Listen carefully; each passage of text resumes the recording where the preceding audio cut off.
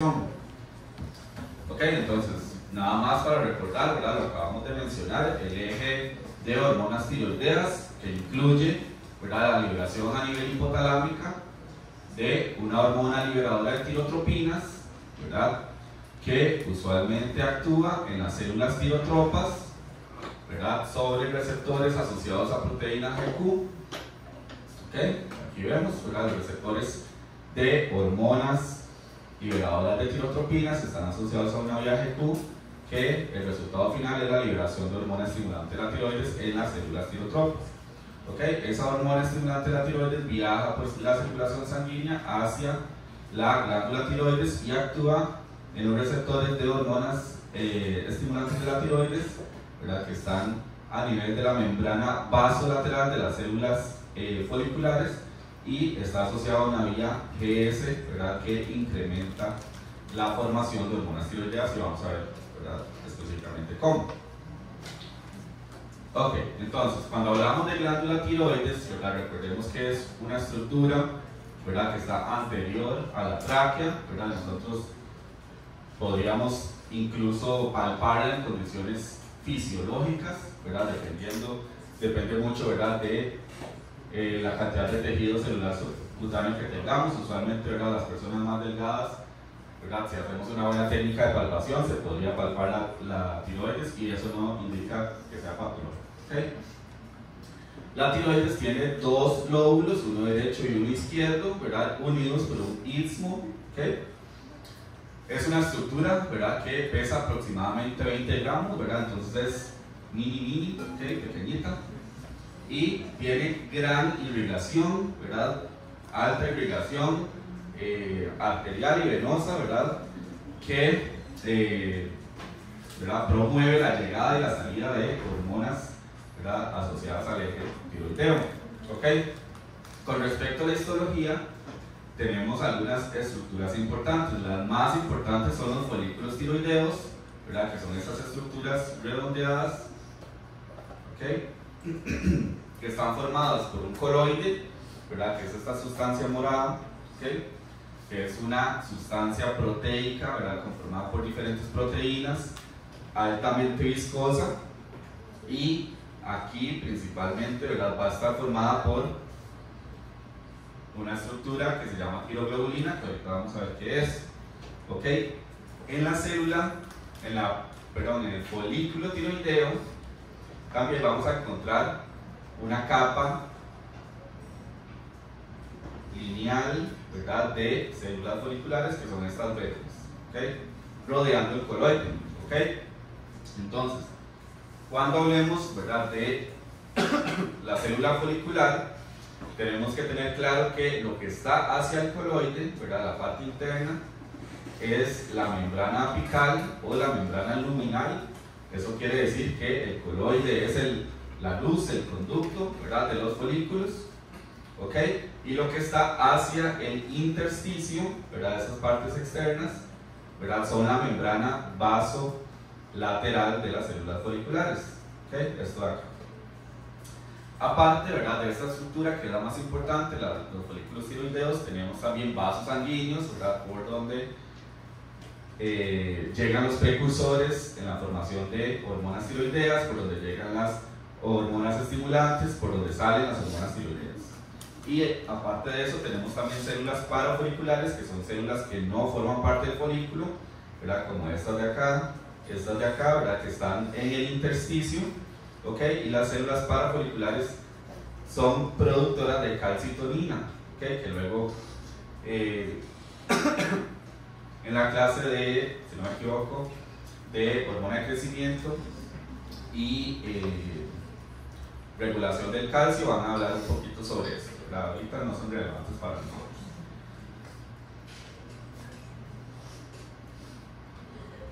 Ok. Cuando pensemos o cuando hablamos de hormonas tiroideas, ¿verdad?, hay varios aspectos importantes en los que tenemos que pensar. ¿Okay?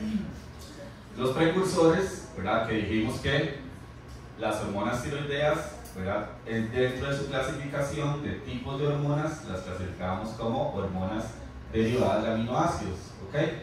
¿Recuerdan cuál aminoácido directamente?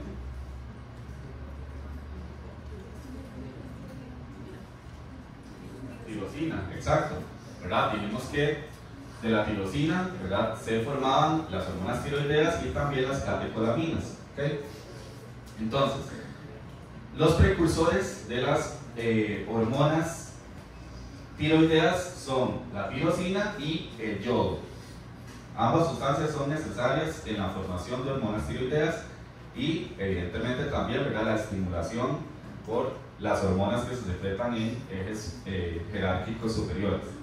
Ok, entonces, con respecto al balance diario, que eso quiere decir, ¿verdad?, lo que se ingresa de yodo con el consumo, ¿verdad?, y lo que se excreta, ok, tenemos que diariamente, ¿verdad?, nosotros ingerimos, ¿verdad?, por medio de los alimentos 500 picogramos de yodo, ¿ok? Entonces, principalmente, ¿verdad?, de alimentos como la carne, ¿ok?, y de algunas, algún tipo de legumbres también tiene cierto contenido de yodo, ¿ok? Y la sal, ¿verdad?, de mesa que consumimos también, que es sal yodada, ¿verdad? Hace muchos años la sal no era yodada, entonces habían problemas tiroideos, ¿verdad?, asociados a eso, ¿ok? Entonces, de esos 500 picogramos que se consumen en la dieta, 500 picogramos se reabsorben, ¿verdad?, en el tracto gastrointestinal y pasan a, ¿verdad?, la circulación, específicamente, ¿verdad?, al líquido extracelular, ¿ok? Junto a eso que se está absorbiendo, ¿verdad?, o como pool, ¿verdad?, como un grupo de moléculas de yodo que ya están guardadas en el líquido extracelular, ¿verdad?, tenemos un contenido de 600 microgramos, ¿verdad?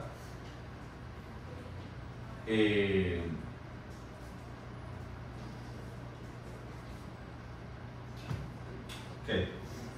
De ese contenido, ¿verdad?, de yodo que está en el EC, va a ingresar únicamente 120 hacia, ¿verdad?, la tiroides, que es el mayor almacenador de yodo, ¿verdad?, donde tenemos un aproximado de 8000 picogramos, ¿ok? Que eso es un montón, ¿verdad?, con respecto a lo que se ingiere y con respecto a lo que anda por ahí, ¿verdad?, en el EC movilizándose, ¿ok?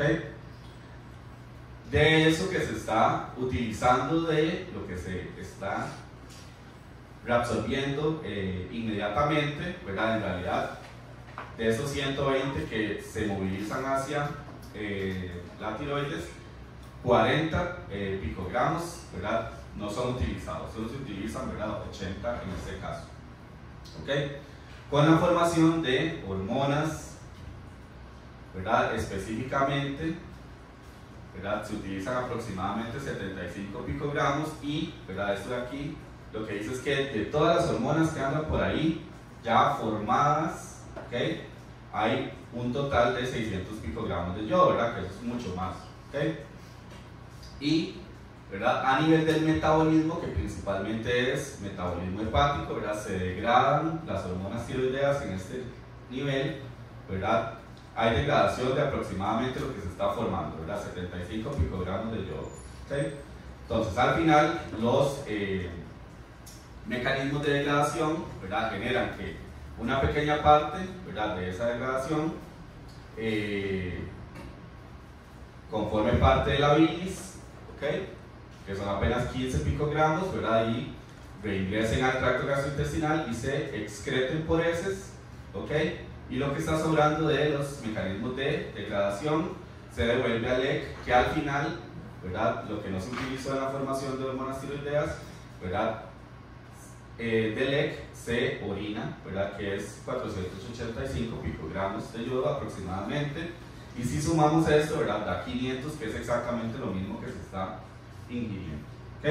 Entonces, lo más importante de esto es que lo que se ingresa diariamente se excreta diariamente, y que tenemos que saber que en la tiroides, ¿verdad?, es el principal almacenador de yodo, ¿ok? Hay otros almacenadores importantes, por ejemplo las glándulas lacrimales, ¿ok? Las glándulas salivales también son almacenadores de yodo, pero ni siquiera se acercan, ¿verdad?, a la tiroides en cuanto a capacidad de almacenamiento.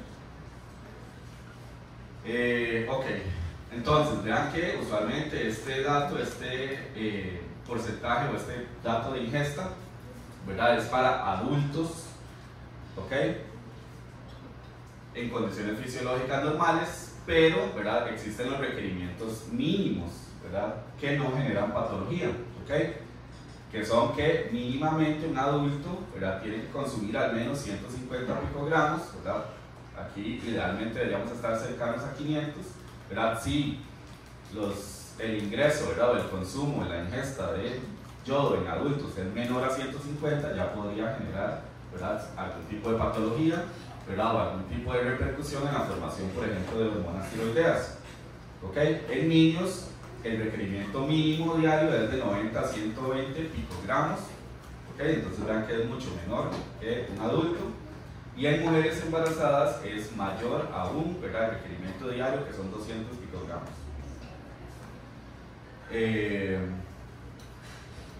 Ok. Entonces, con respecto a la síntesis de hormonas tiroideas, ¿verdad? Primero, como les dije, es importante recordar que, ¿verdad? La síntesis requiere de yodo, requiere también de aminoácidos, ¿ok? Principalmente, ¿verdad? Aquí también les menciono carbohidratos que son importantes en la formación de tiroglobulina, pero los principales precursores son yodo y aminoácidos, ¿ok? Entonces, cuando tenemos un folículo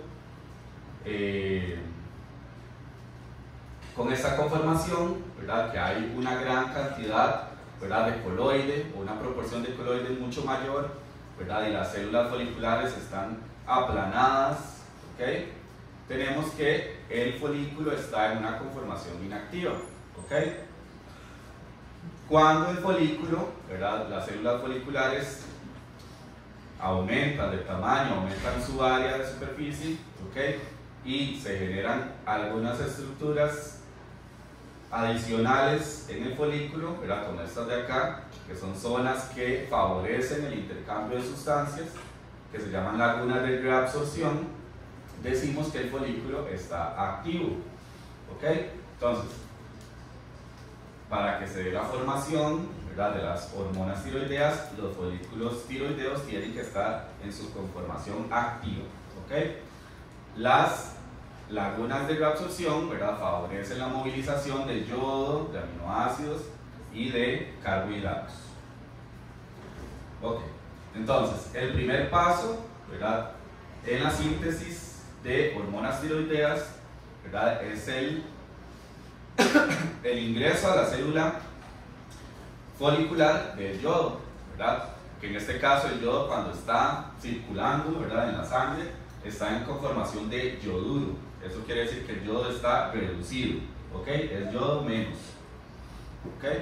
Entonces el yodo ingresa a la célula folicular por medio de un transportador que se llama el NIS, ¿ok? Que es un transportador de yodo y sodio, ¿ok? Entonces, si vemos acá, cotransporta un yoduro hacia dentro de la célula folicular y dos sodios, ¿ok? Está ingresando por la membrana vasolateral, ¿verdad? Entonces recuerden que lo que está con respecto al coloide es la membrana luminal o apical, y lo que está con respecto al intersticio es la membrana vasolateral, ¿ok? El yoduro ingresa a la célula folicular por el NIS y se moviliza hacia el coloide, ¿verdad? Y sale por un transportador que se llama la pendrina, ¿ok? Que está aquí en la membrana luminal. La pendrina, ¿verdad? Ingresa un yoduro hacia el coloide y lo intercambia con el cloruro. O sea, el cloruro ingresa del coloide hacia la célula folicular, ¿ok? Aquí no se ve, pero, ¿verdad? Eso significa que haya un antiporte, ¿verdad? El yoduro está ingresando y el cloruro está ingresando a la célula folicular, ¿ok? Ese es el primer paso, la captura, ¿verdad? Y secreción es tirar el yoduro hacia acá. Ok, ya una vez, ¿verdad? Que a nivel de la célula folicular se está movilizando el yoduro, el siguiente paso es la síntesis de tiroglobulina. Ok, la tiroglobulina es una estructura grandísima, ¿okay? Que está conformada por un montón de residuos de tirosina, ¿verdad? Que es el aminoácido precursor, ¿verdad? Entonces, en una tiroglobulina hay más de 100 residuos de tirosina, ¿verdad? Eso es grande, ¿ok? Tiene un peso molecular grandísimo, también de 600 kilodalton, ¿ok? Y aparte, ¿verdad? De los aminoácidos, la tiroglobulina tiene manosa y galactosa, ¿verdad? Que son los carbohidratos que ayudan, ¿verdad? En la conformación de esa estructura grande, que lo que hace es, ¿verdad? Que los carbohidratos estén en la parte central de la tiroglobulina y los residuos de tirosina estén en la parte externa del componente, y en la parte externa donde se pueden los residuos de tirosina interactuar con el yodo, que ahorita vamos a ver cómo. Ok, entonces la síntesis de tiroglobulina, ¿verdad? Se da aquí también en la célula folicular, ¿okay? Y la tiroglobulina se moviliza hacia el coloide, ¿verdad? Por medio de unos transportadores que todavía están en estudio, entonces no es necesario que ustedes sepan, nada más se sabe que la tiroglobulina inicialmente, ¿verdad? La mayoría de su formación se da acá y luego ingresa al coloide, ¿ok? El siguiente paso es la organificación del yodo, ¿ok?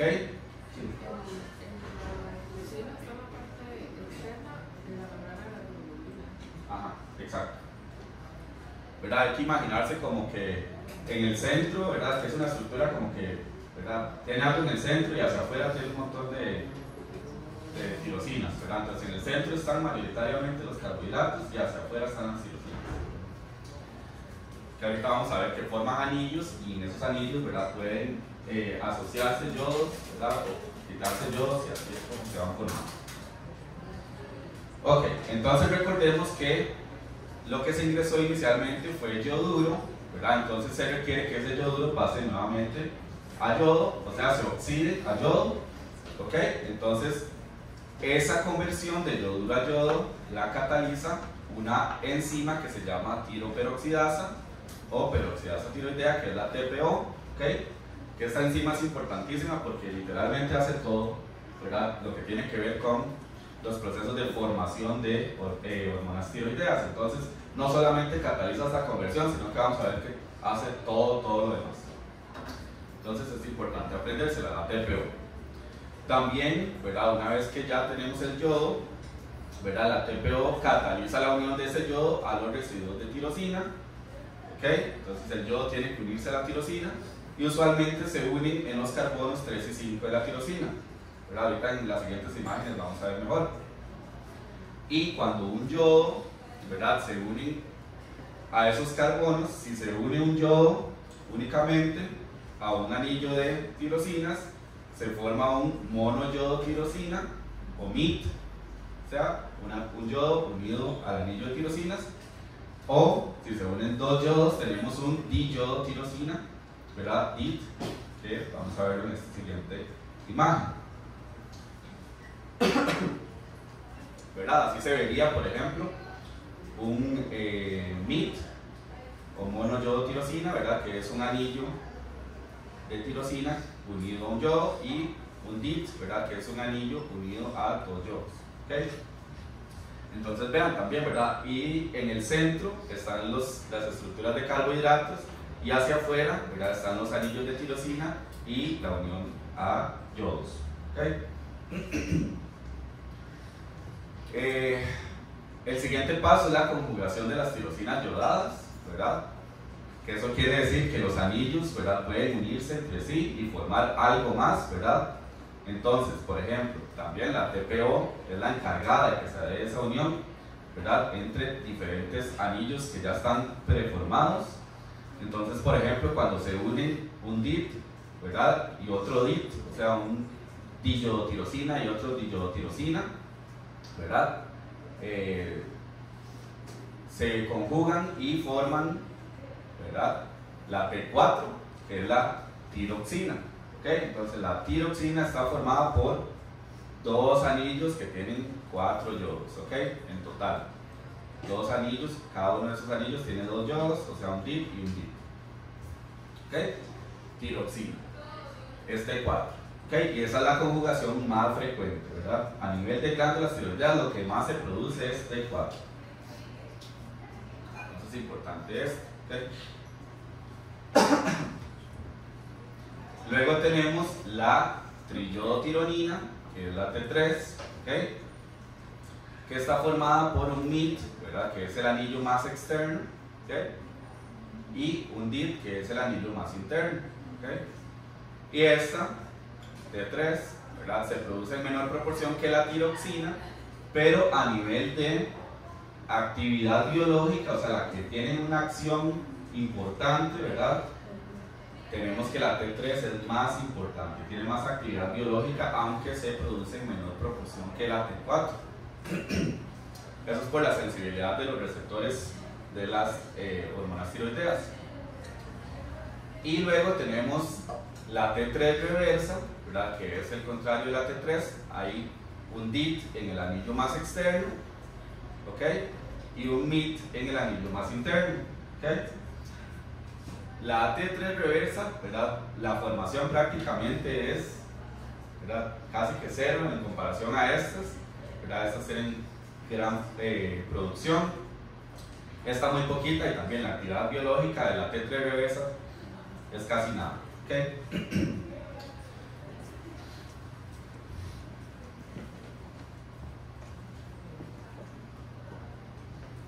Ok. Entonces, una vez, ¿verdad? Que se han conjugado y ya se han formado las diferentes hormonas tiroideas específicas, ¿verdad? Como T3 y T4, esa formación, ¿verdad? Se está dando a nivel del coloide, ¿verdad? Sucede que nuevamente, ¿verdad? Esa tiroglobulina, que ya tiene ese montón de hormonas tiroideas unidas, ¿verdad? En su estructura, se endocitosa, ¿ok? O sea, se ingresa nuevamente a la célula folicular.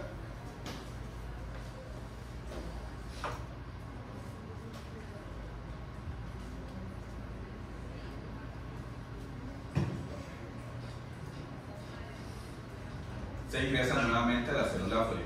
No toda la tiroglobulina, ¿verdad?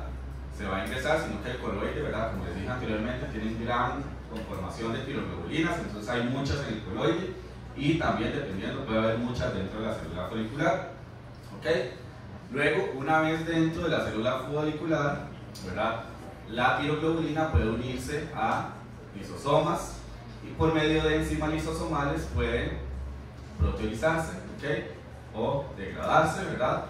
En, ¿verdad? Sus componentes importantes, que son las hormonas tiroideas, y, ¿verdad? En otros productos de degradación, ¿verdad? Como yodos, ¿verdad? Como MITs y DITs solitos, ¿verdad? Que pueden reciclarse nuevamente, ¿verdad? Y ingresar nuevamente al ciclo de producción de hormonas tiroideas, ¿ok? Entonces, una vez, ¿verdad? Que las T3 y T4 ya están, ¿verdad? Degradadas o separadas del componente grande que es la tiroglobulina, ¿verdad? Estas pueden salir de la célula folicular, ¿ok? Pueden salir por medio de este transportador que es el MCT8, ¿ok? Que está aquí en la membrana vasolateral, ¿ok? El MCT8 moviliza de igual manera T3 y T4, no tiene afinidad, mayor afinidad por ninguno, ¿ok? Por las dos pueden movilizarse. Ok, entonces, como les dije, ¿verdad? La formación mayoritaria es de T4, ¿ok? Entonces, de lo que se va a secretar por este canal, ¿verdad? Va a ser mayoritariamente T4, que es hasta un 90%, ¿verdad? Entonces, proporcionalmente es mucho más, ¿verdad? Un 10% es T3, ¿ok? Y de T3 reversa, como les dije, es poquísimo, ¿verdad? Ni siquiera hay un porcentaje ahí, ¿ok? Entonces, una vez secretadas de la célula folicular, usualmente, ¿verdad? Tanto T3 como T4 se van a unir a proteínas de transporte, ¿verdad? Recuerden que yo les había dicho que las proteínas de transporte usualmente, o más bien las hormonas esteroideas eran las que casi siempre se movilizaban por proteínas de transporte, y las hormonas peptídicas van libres en la circulación, ¿verdad? Las hormonas tiroideas, aunque sus características, ¿verdad?, las hace más similares a las hormonas peptídicas, en realidad esta característica, ¿verdad?, de que se unen a proteínas de transporte, ¿verdad?, es muy particular en las hormonas tiroideas, ¿verdad? Y esta única característica, ¿verdad?, sí se parece mucho a las hormonas esteroideas, ¿verdad? Porque la gran cantidad o proporción de hormonas siempre van a estar unidas a proteínas de transporte y va a haber una fracción libre muy pequeña. Ahorita vamos a ver qué es lo que les puse cuánto era exactamente. En este dibujito también pueden ver que a nivel de la membrana vasolateral, ¿verdad?, encontramos los receptores para hormona estimulante de la tiroides, ¿verdad?, que también pues vamos a ver cuáles son sus acciones sobre la célula folicular que promueve, ¿verdad?, una mayor producción de hormonas tiroideas. Ok, en esta imagen también, ¿verdad?, es una imagen del boron que está bastante bonita. Aquí se ven todos los pasos, ¿verdad?, para que ustedes luego la estudien, ¿verdad?, con detenimiento, ¿verdad?, pero se ven todos los pasos. También se ejemplifica muy bien, ¿verdad?, cómo es una tiroglobulina, ¿verdad?, para que se entienda mejor lo que les decía, que tiene una parte interna donde están unidos los carbohidratos y hacia el exterior es donde están, ¿verdad?, los anillos de tirosina, ¿verdad? Y ahí es donde se van formando las diferentes hormonas tiroideas y ya luego, ¿verdad?, se pueden proteolizar y pueden salir, ¿verdad?, de manera individual hacia la circulación. Ok, entonces aquí están todos los pasos, los transportadores involucrados para que luego la estudien mejor.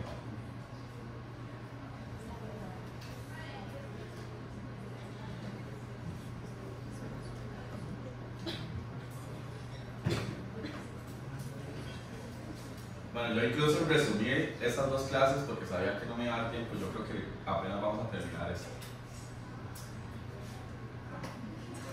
Ya no le voy a dar más tiempo a nadie. Siempre ustedes han visto, ¿verdad? La otra vez les puse un video de Mariela. Luego me quitó como 40 minutos. Porque yo soy muy buena gente. Y la clase del miércoles esa es muy importante porque es información que van a utilizar ustedes, los que van a hacer la última PDR. Hay información importante. Entonces en esa tenemos que... bueno, sigo hablando luego. Ok, entonces con respecto al transporte, ¿verdad?, una vez que las hormonas tiroideas, ¿verdad?, salen hacia la circulación, ¿verdad?, van a unirse principalmente a proteínas de transporte, ¿verdad? Tenemos la globulina transportadora de tiroxina, que es la TBG, que vean que transporta la gran mayoría de hormonas tiroideas y especialmente la T4. ¿Ok? La T4 va a estar muy unida a la globulina transportadora de tiroxina. ¿Ok? Tenemos otra globulina de transporte que se llama transtiretina, ¿verdad?, que tiene un pequeño porcentaje de transporte y principalmente también T4. Y la albúmina, ¿ok?, ¿verdad?, está mayoritariamente unida a la T3. ¿Ok? Si nosotros sumamos estos porcentajes de acá, casi que va a 100%, ¿verdad? Entonces, para que vean que en realidad la fracción libre es mínima, ¿verdad? En realidad, la suma adecuada es que de la T4, el 99.98% está asociado a proteínas de transporte, entonces apenas un 0.02 anda por ahí libre, que recuerden que la fracción libre es la que tiene en realidad acción biológica, ¿verdad?, que es la que se puede unir a los receptores. ¿Ok?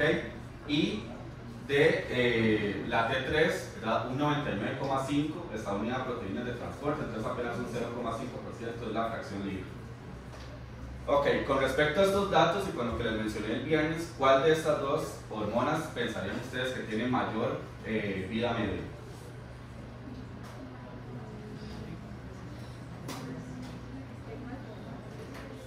¿Por qué, Rey?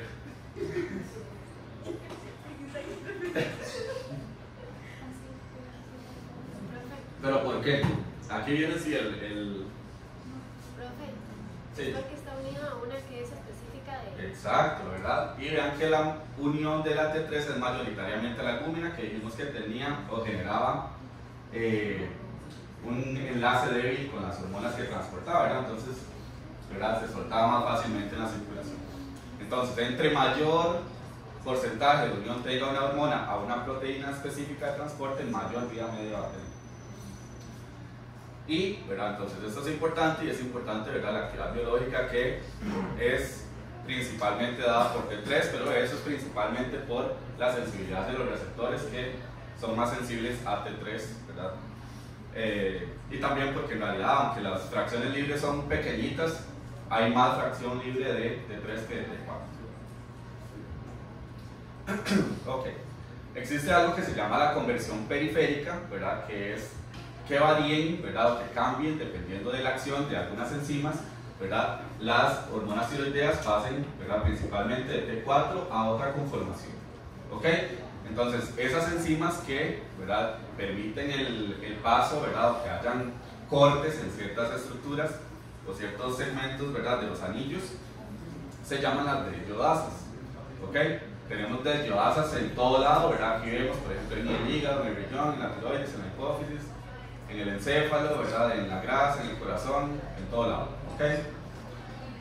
Cuando las desyodasas actúan sobre la T4, ¿verdad? Convirtiéndola de T4 a T3, ¿verdad? Por ejemplo aquí, porque se está cortando un anillo, un yodo del anillo externo, ¿verdad? Se da una reacción de activación, ¿verdad? De T4 a T3, está pasando a ser una hormona activa mayoritariamente, ¿ok? Y tenemos reacciones de inactivación cuando, ¿verdad? Más bien la T4 se convierte en T3 reversa, ¿verdad? Las desyodasas 1 y 2, ¿verdad? Que esas, las 1 están en estos, principalmente en estos órganos, y las 2 están principalmente en estos órganos, ¿verdad? Van a convertir a la T4 en T3, entonces median reacciones de activación, ¿verdad? Y cortan un yodo del anillo externo, ¿ok? Y las desyodasas 3,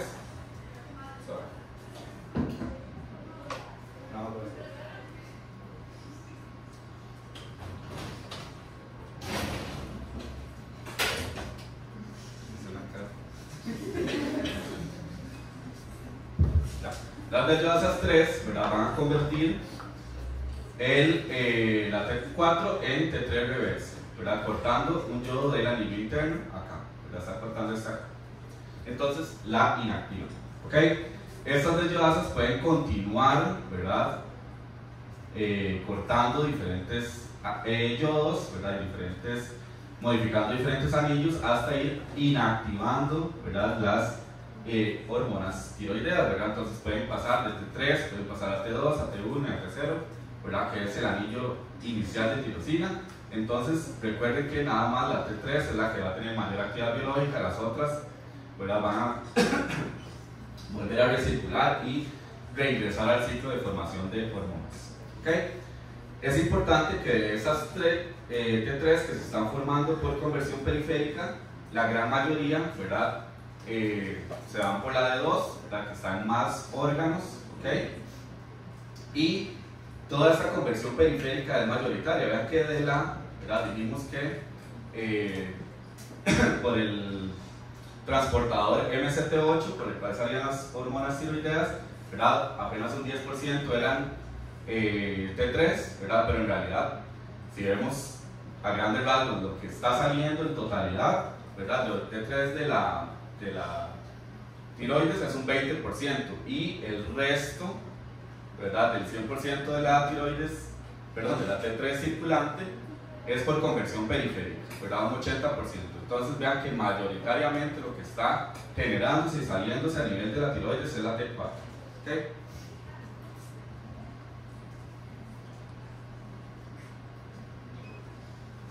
Ok, entonces, les mencioné, ¿verdad? Que la TSH en la glándula tiroides, ¿verdad? Tiene sus receptores asociados a una vía GS principalmente. Entonces, ¿qué pasa? Cuando la hormona estimulante de la tiroides se une a sus receptores, ¿verdad? Y se activa la vía, va a generar algunos efectos. Entonces, ¿verdad? Recuerden nada más, ¿verdad? Que la mayoría de efectos es por acción de la PKA, ¿verdad? Están asociados a, ¿verdad? Una vía GS. Entonces, por medio de la PK se pueden fosforilar un montón de proteínas y estimular, ¿verdad?, su función. ¿Ok? Entonces, estimula el transportador NIS y la captura de yodo. ¿Ok? Estimula la yodación y el acoplamiento de las tirosinas. Estimula la transcripción de tiroglobulina y TPO. ¿Ok? Induce rápidamente pseudópodos en el borde luminal de la célula folicular, ¿verdad? Eso es algo que no les mencioné. En la membrana luminal de la célula folicular, ¿verdad?, hay pequeñas prolongaciones parecidas a cilios, ¿verdad?, como pelitos que se proyectan hacia el coloide, ¿verdad?, y van agarrando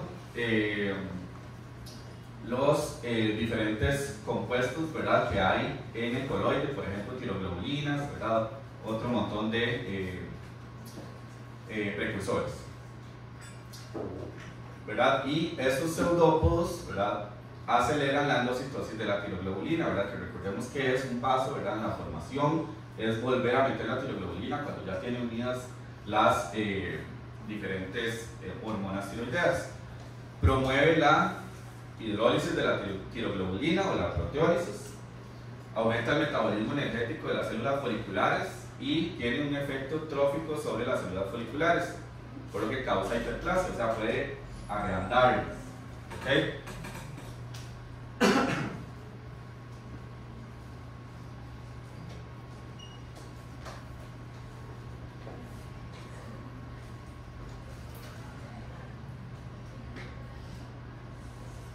Ok, con respecto a los receptores de las hormonas tiroideas, ¿verdad?, tenemos que estos también, ¿verdad?, son similares al mecanismo de acción de las hormonas esteroideas, que dijimos que actúan sobre receptores citosólicos o nucleares. ¿Okay?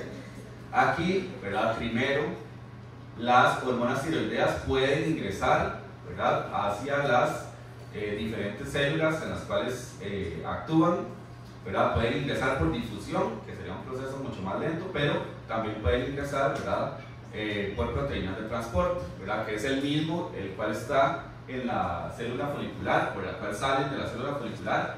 Ese mismo canal se encuentra en otras células y puede ingresar, ¿verdad?, tanto T3 como T4.